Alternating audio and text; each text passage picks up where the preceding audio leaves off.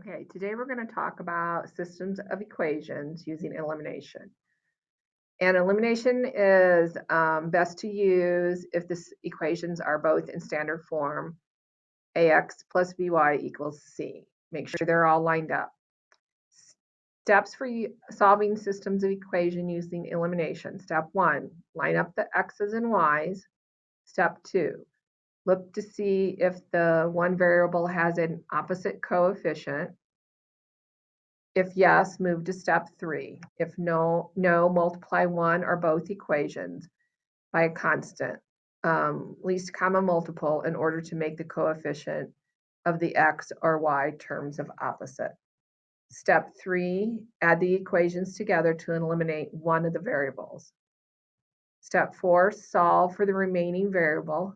Step 5, substitute the value you found into one of the original equations to solve for the other variable. Step 6, check by plugging both variables into the equation that you did not use in step 5. In step 7, write your answer as an ordered pair. All right, we have an example, and as you can see, the x's are lined up and the y's are lined up, so we do not need to move anything.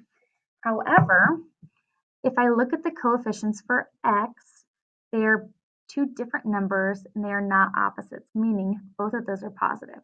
If I look at y, again, different numbers and they're both negative. I have to change one of these to make that different. It does not matter which one you use. I like to use the smaller numbers. So in this case, the 2 and the 5. If I have a -2 and -5, I can find the multiples until I find a common one. So 2, 4, 6, 8, 10. 5, 10. Both of these can be multiplied to make 10. Now I just have to choose one to be positive and one to be negative.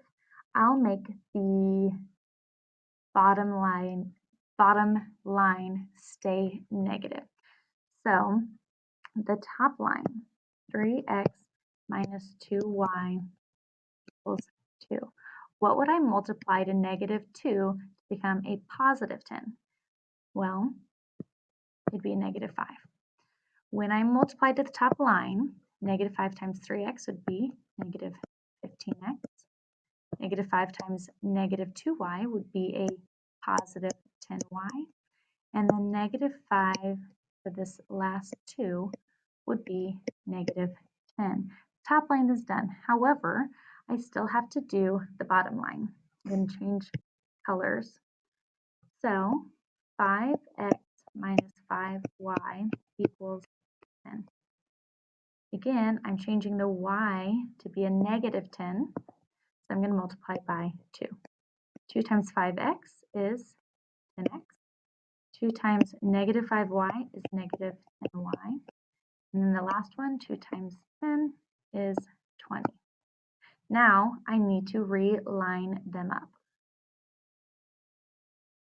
Top line is -15x plus 10y equals -10.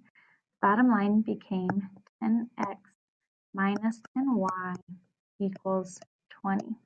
So again, the x's are lined up, the y's are lined up, the equal sign, and your constant. That's important. I'm going to add down.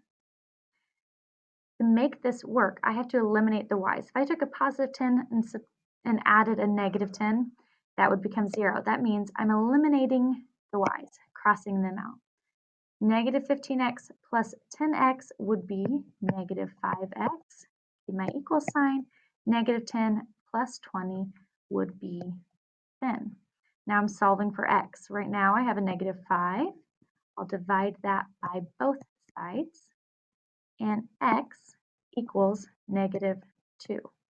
I have one variable, however, I need to solve for the other one, so I'm going to plug it back into one of the original equations.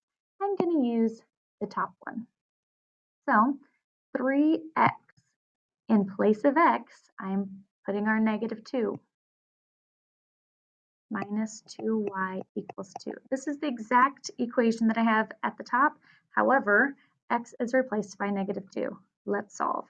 3 times negative 2 is negative 6 minus 2y equals 2.